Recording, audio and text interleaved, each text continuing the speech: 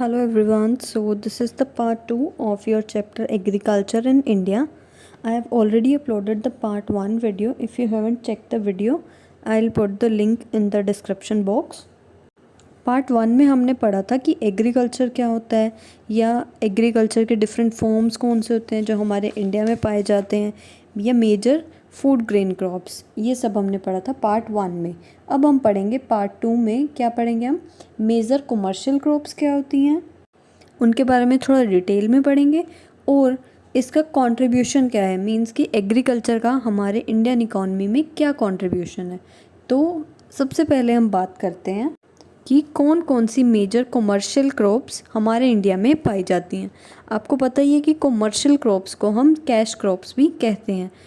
हमारे इंडिया में कई तरह की मेजर कमर्शियल क्रॉप्स पाई जाती हैं, that is sugar cane means कि गन्ना, jute, cotton, oil seeds. Oil seeds का मतलब होता है कि ऐसे जितने भी सीड्स जिनसे हम ऑयल निकाल सकते हैं। Next is ground nuts. Ground nuts means मूंगफली। और next is mustard. Mustard means सरसों। तो अब हम सबसे पहले बात करते हैं शुगर केन की। शुगर केन सबसे पहले इंडिया में ही पाया गया था और ये किसकी फैमिली से बिलोंग करता है? बैम्बू फैमिली से। आपने देखा होगा शुगर केन और बैम्बू ये लगभग दोनों सिमिलर से दिखते हैं।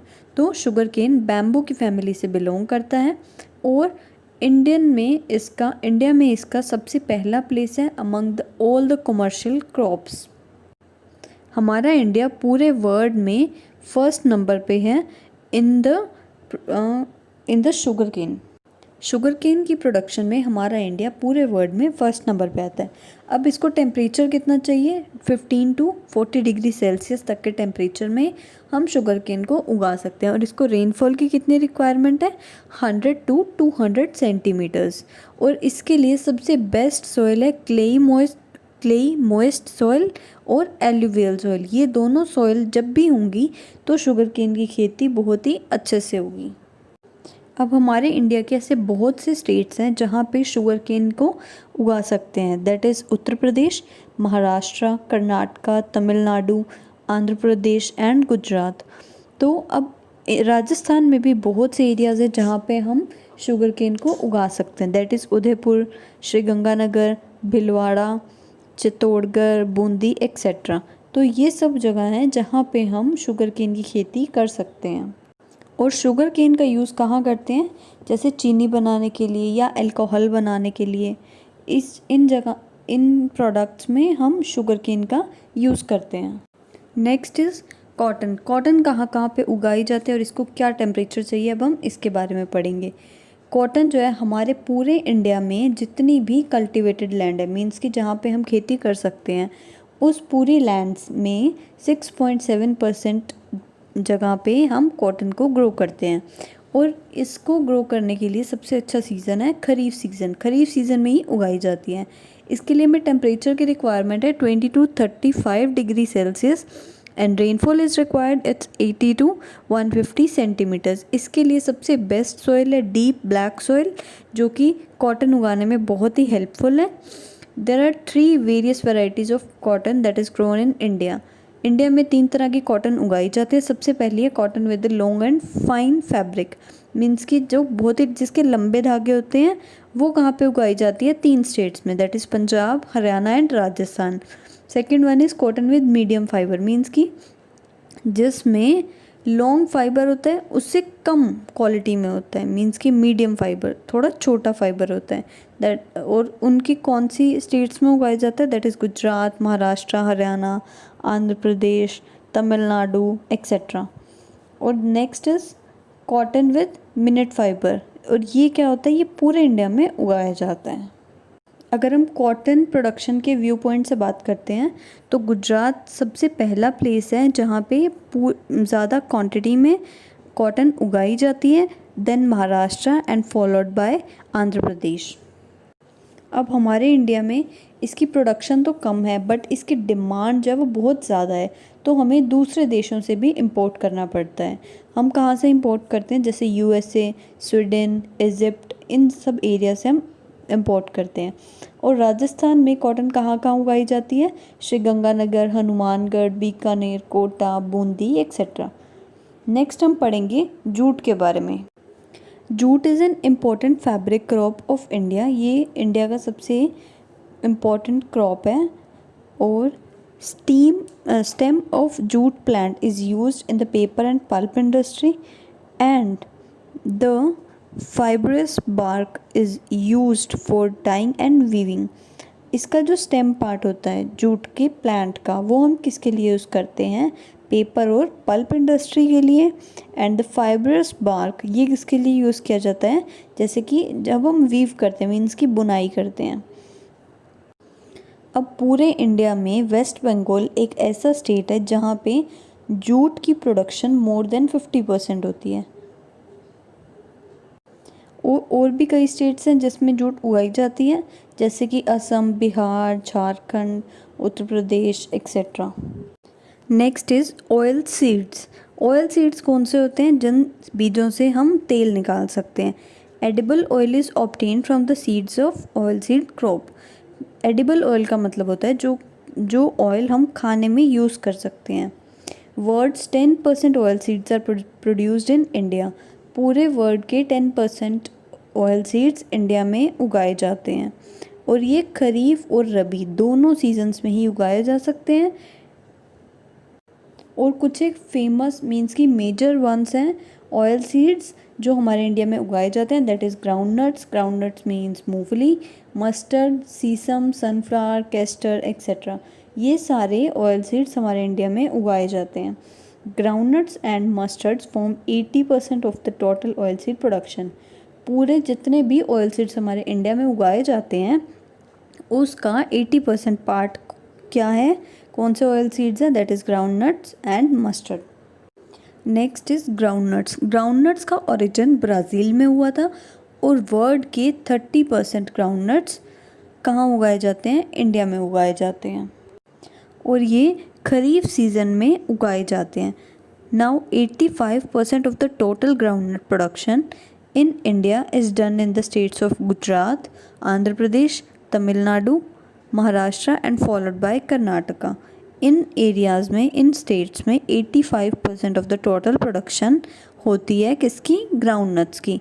राजस्थान में भी कई प्लेसेस हैं जहाँ पे, कई स्टेट्स हैं जहाँ पे ग्राउंडनट्स की प्रोडक्शन होती है, that is Chittorgarh, Sawai Madhopur, Bhilwara, Jaipur, Ganganagar, Bikaner, Hanumangarh etcetera. Next is mustard. अब मस्टर्ड क्या है, पूरे वर्ल्ड में जितनी भी मस्टर्ड प्रोडक्शन होती है उसका 70% पार्ट हमारे इंडिया में होता है।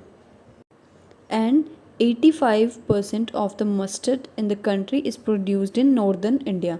मीन्स कि पूरे इंडिया में जितनी भी प्रोडक्शन हमारे मस्टर्ड की होती है उसका नॉर्दर्न इंडिया में 85% पार्ट उगता है। सबसे पहला स्टेट आता है राजस्थान। राजस्थान में 41% ऑफ द मस्टर्ड प्रोडक्शन होती है। उसके बाद उत्तर प्रदेश, मध्य प्रदेश, गुजरात, पंजाब और हरियाणा। अब राजस्थान में कहाँ कहाँ पे मस्टर्ड प्रोडक्शन होती है, that is Alwar, Bharatpur, Hanumangarh, Sriganganagar, Bhilwara, Jaipur, Bikaner etcetera. Next will talk about the contribution of agriculture in Indian economy. Means कि हमारे एग्रीकल्चर का इंडियन इकॉनमी पे क्या अफेक्ट पड़ता है।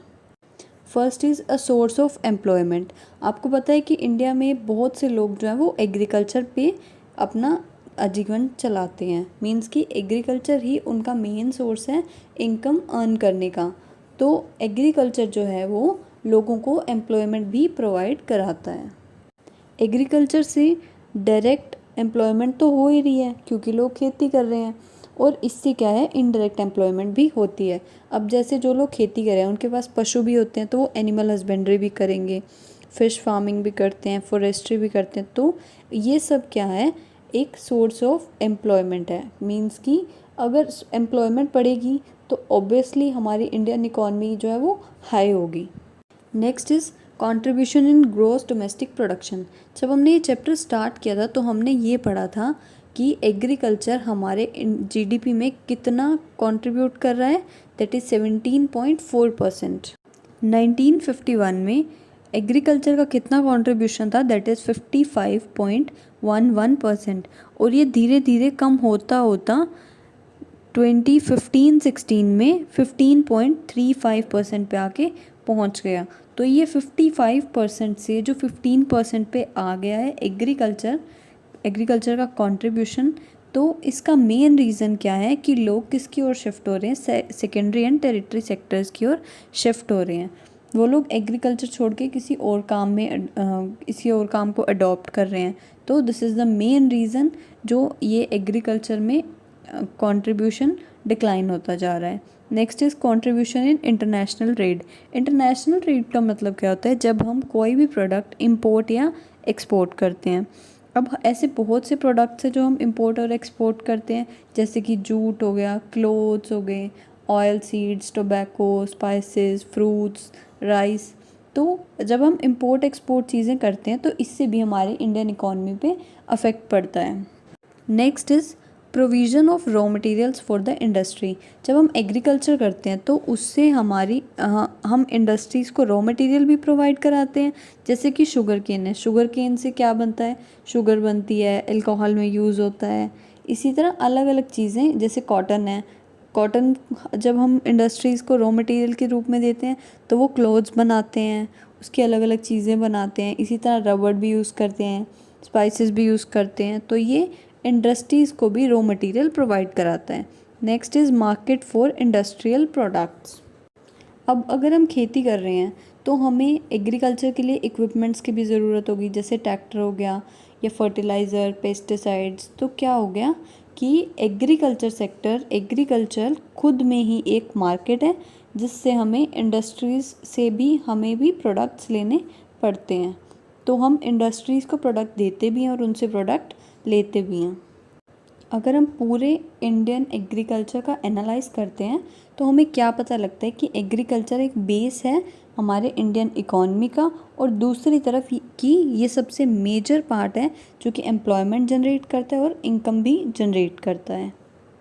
बट इसका एक सैड पार्ट ये भी है कि ये किस पे डिपेंड करता है, सब मॉनसून पे, वेदर कैसा है, टेम्परेचर कैसा है, रेनफॉल कैसी हुई है, ये सब भी अब क्या हो गया, अनसर्टेन हो गया है। तो इसकी वजह से हमारी एग्रीकल्चर भी अफेक्ट हो रही है, एग्रीकल्चर प्रोडक्शन हमारे इंडिया में कम होता जा रहा है।